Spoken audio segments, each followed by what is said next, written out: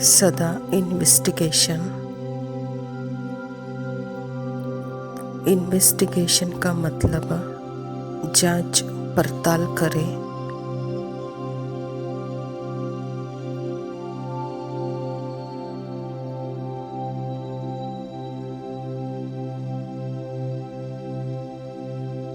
यह चेक करे कि क्या थॉट कभी भी जब भी कोई फीलिंग, थॉट, इमोशंस आ रही है तो चेक करें मैं कौन हूँ, मैं जो उसको देख रही हूँ और देख सकती हूँ।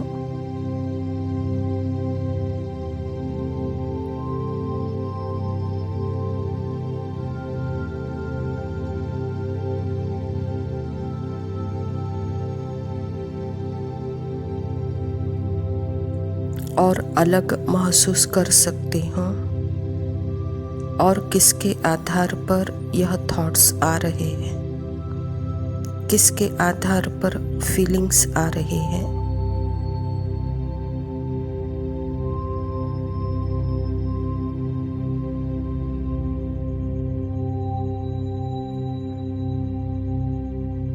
किसके आधार पर यह इमोशंस आ रहे हैं।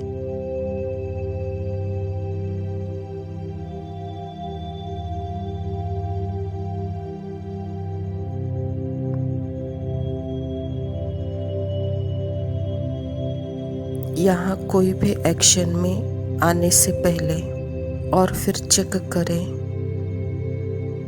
आत्मा देखे क्या मैं अपने आप को बॉडी माइंड समझकर इस दुनिया के अंदर रहती हूँ।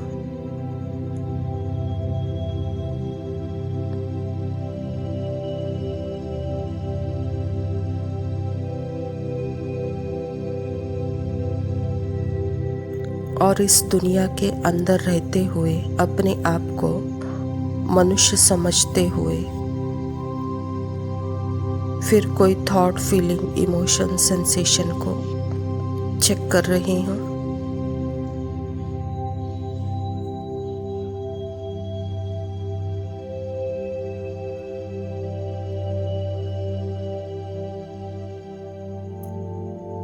यह भी देख रही हूँ कि मैं आत्मा, मेरे अंदर ही यह बॉडी सेंसेशंस, वाइब्रेशंस के रूप में है।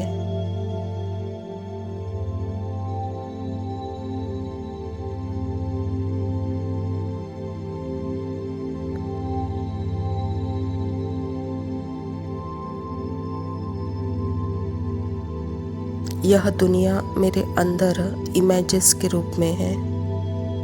यह दुनिया दुनिया नहीं है, जैसे दिखती है वैसे नहीं है। यह सिर्फ एक इमेज है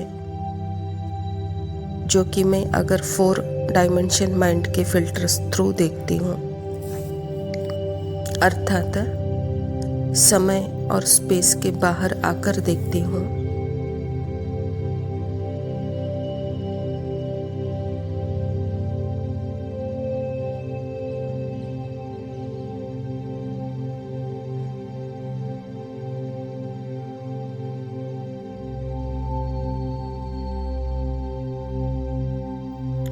और क्या मैं टाइम और स्पेस के आधार पर देखती हूँ तो मुझे यह दुनिया दिखती है।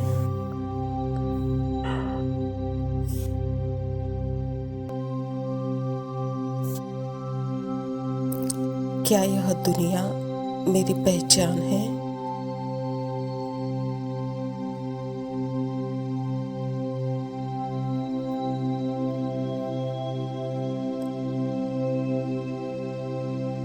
अपने लिए बिल्कुल क्लियर है। और फिर उसके बाद जो थॉट, फीलिंग, इमोशंस आ रहे हैं, किसके आधार पर आ रहे हैं, किसके बिहाव पर आ रहे हैं।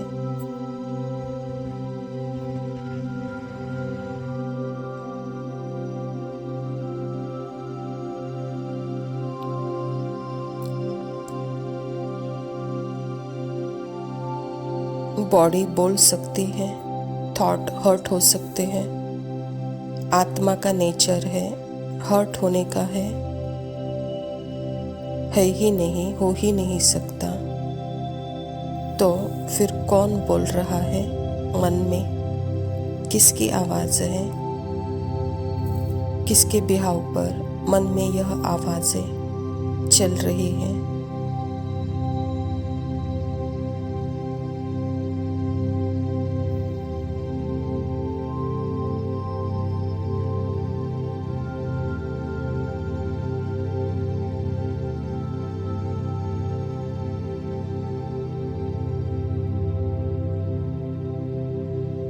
किसके थॉट्स चल रहे हैं? किसकी वॉइस है यह?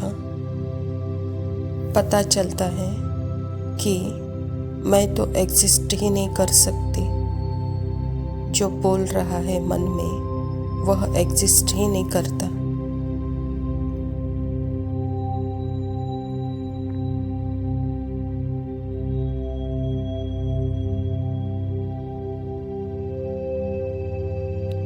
उसके बिहाव पर थॉट्स बोल रहे हैं। जब यह क्लियरली दिखने लग जाता है कि यह सेपरेट सेल्फ सिर्फ एक माया भी नहीं है, यह नॉन असिस्टेंट है।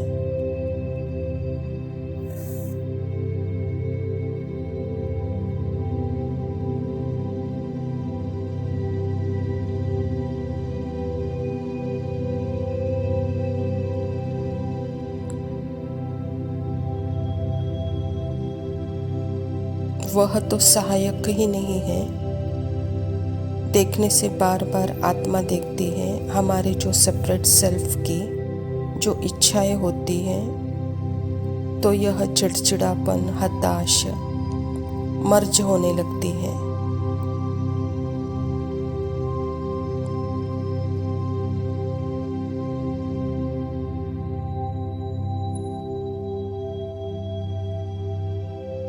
क्योंकि आत्मा परमात्मा के साथ देखती है, सेपरेट सेल्फ से यह होता है, तो यह क्लियरली दिखता है।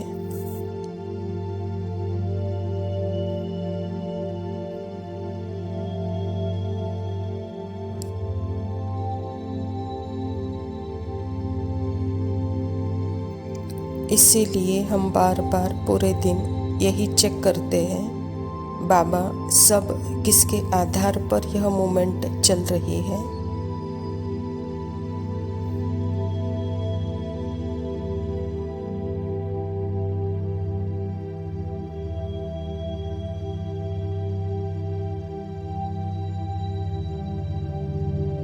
मूवमेंट अगर है और मैं आत्मा अपने पॉइंट ऑफ व्यू से और बाबा के पॉइंट ऑफ व्यू से देखती हूँ, तो शरीर हिल भी रहा है, क्योंकि शरीर मेरे अंदर की एक संवेदना, वाइब्रेशन है।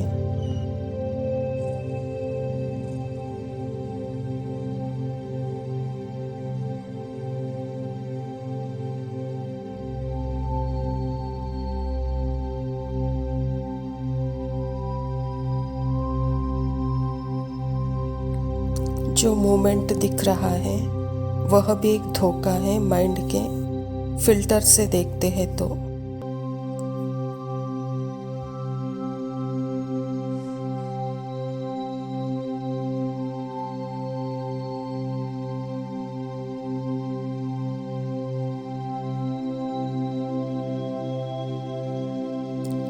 और अगर प्रैक्टिकल पॉइंट ऑफ व्यू से अगर हम देख रहे हैं और साथ ही साथ मोमेंट को भी यूज़ भी कर रहे हैं कि मैं आत्मा कहीं भी आ जा नहीं रही हूँ, पर थॉट बोल रहा है कि मैं यहाँ से वहाँ, वहाँ से यहाँ जा रहा हूँ।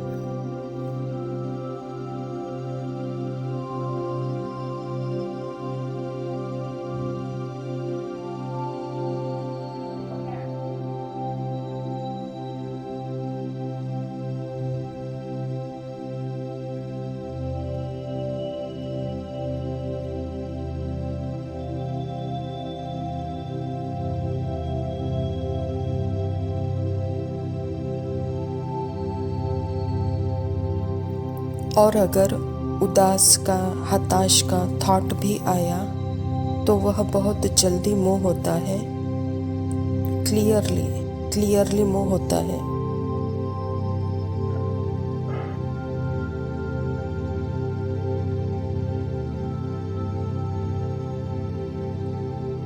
और कुछ नहीं है, वो वाइब्रेशन है, बॉडी पर भी उसका असर नहीं होता है।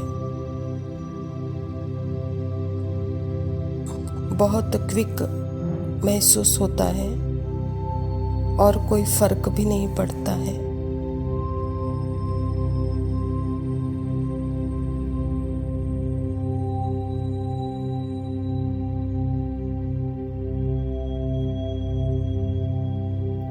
क्योंकि हर एक इमोशंस की फ्रीक्वेंसी अलग अलग होती है और कुछ भी नहीं है, तो सिर्फ मोमेंट एक एहसास दिलाता है, कुछ मूव नहीं हो रहा है।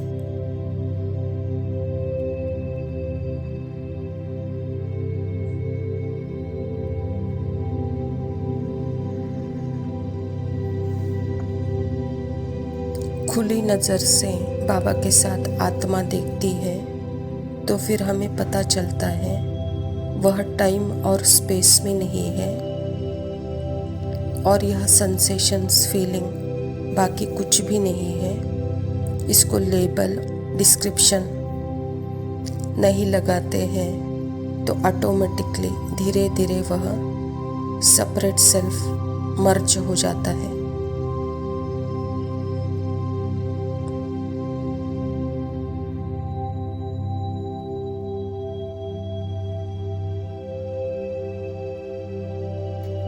यह है अंदर जाने का मतलब, अर्थात इन्वेस्टिगेशन। मैं पहले अपने को बॉडी के अंदर जा रही हूँ ऐसे लगता था, फिर मैं माइंड के अंदर जा रही हूँ, फिर आत्मा तक पहुँच रही हूँ।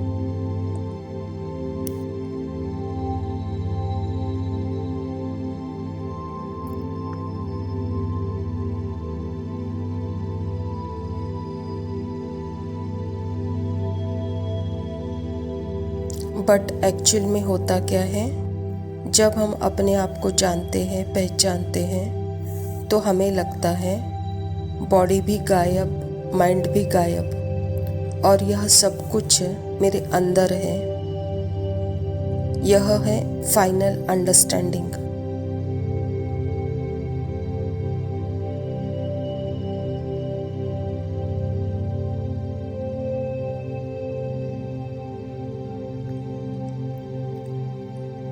Actually everything is inside me, अर्थात सब कुछ मेरे अंदर है।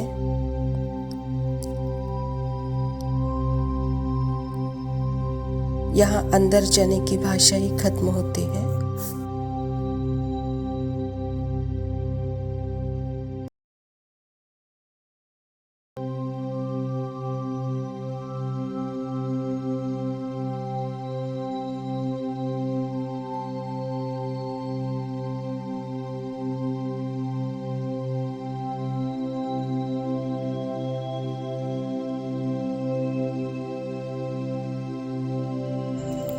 ओम शांति। प्रातः मुरली। बाप दादा मधुबन।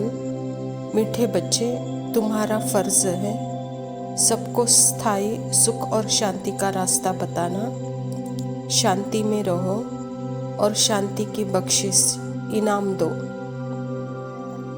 स्वयं परमपिता परमात्मा शिव बाबा प्रजापिता ब्रह्मा के तन में आकर के यह ईश्वरीय विश्वविद्यालय की स्थापना की है और हम बच्चों को सदा के लिए स्थायी सुख शांति का रास्ता बाबा बता रहे हैं। तो परमात्मा पिता कहता है कि बच्चे सदा का स्थायी सुख शांति का रास्ता अनुभव करने के लिए अपने स्वधर्म में रहो और सबको यह रास्ता बताओ और यह इनाम सबको दो, कहता बाप। प्रश्न है, किस गुह्य राज को समझने के लिए बेहद की बुद्धि चाहिए।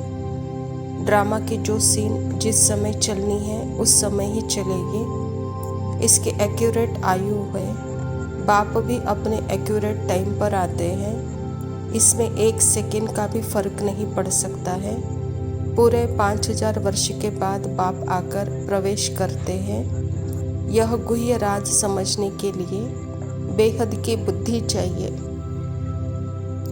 परमात्मा पिता इस धरा पर आकर आत्माओं की स्मृति जागृत करने के बाद ही जो नाटक है और नाटक का जो स्क्रिप्ट है और स्क्रिप्ट की भी एक एक जो भी हमारे सामने आ रहा है, तो वह A to Z second by second जो कुछ भी चल रहा है वह ड्रामा एक्यूरेट है, अपने टाइम पर है। 1 सेकेंड का भी आगे पीछे फर्क नहीं पड़ सकता है। तो बाबा कहता जो अपने स्मृति स्वरूप की स्थिति में है वही ड्रामा को एक्सेप्ट कर सकते हैं।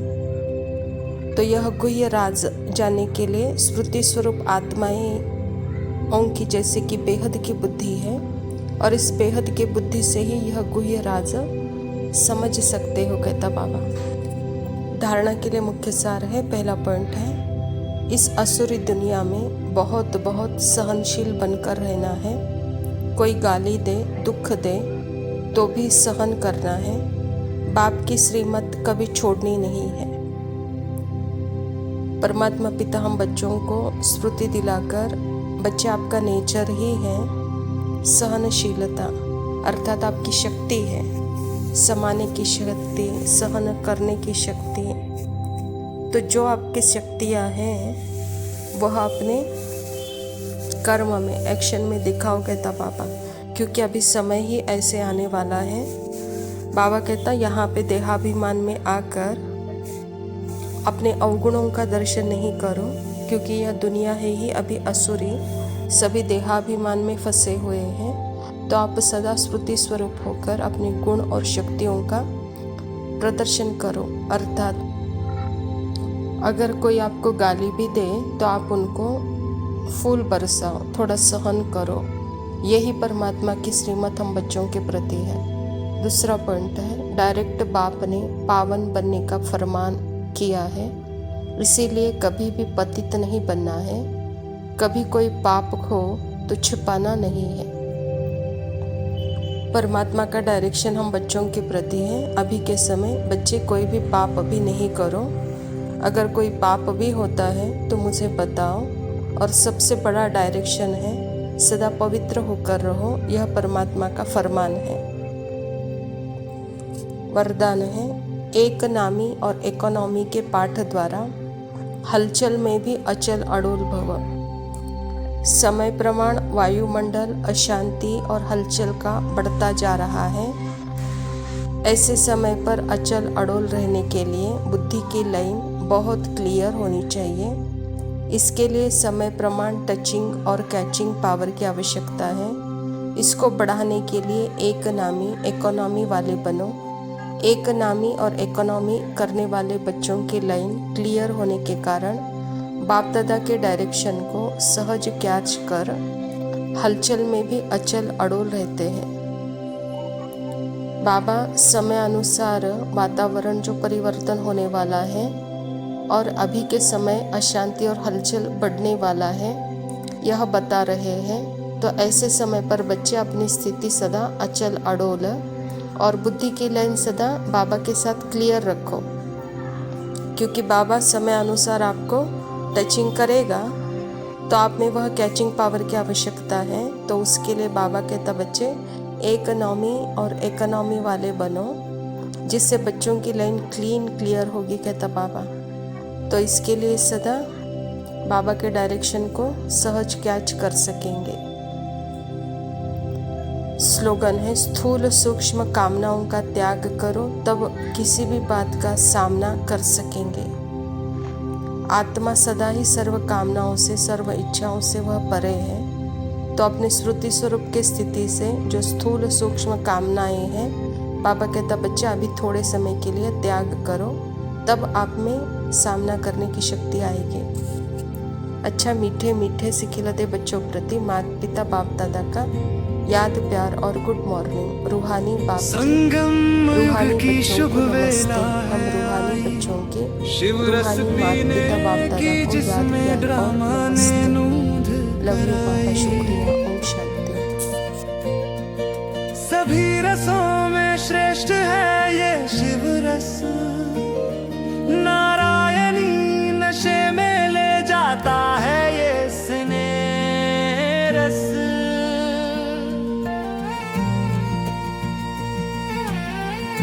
जो आत्मा इस रस को पीना सीख जाती है,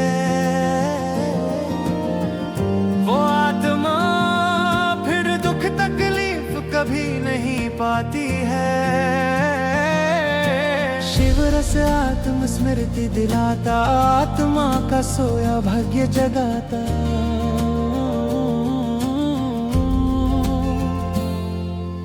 आत्मा जो विकारों में गिर कर बन गई थी तमो प्रधान, ये शिव रस बदल कर बनाता है उसे सतो प्रधान।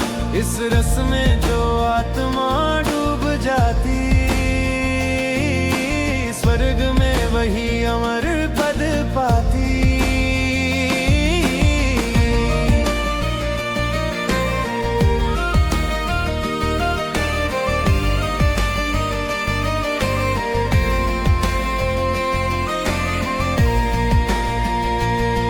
शिव रस पीने का जब आता है चाह, प्रत्यक्ष होता हमारा आदि का भाव भावना और स्वभाव। शिव रस अंतर्मुखता का पाठ पढ़ा कर अब रेडी बनाता, सेवाओं में उमंग उत्साह बढ़ाकर ऑलराउंडर बनाता। ये शिव रस दिलाता है स्वराज्य, जिसके दम पर मिलता है फिर विश्व का राज्य। शिव रस पीने से जब चढ़ती है खुमारी, पुरुषार्थी बन जाता है निराकारी निर्विकारी।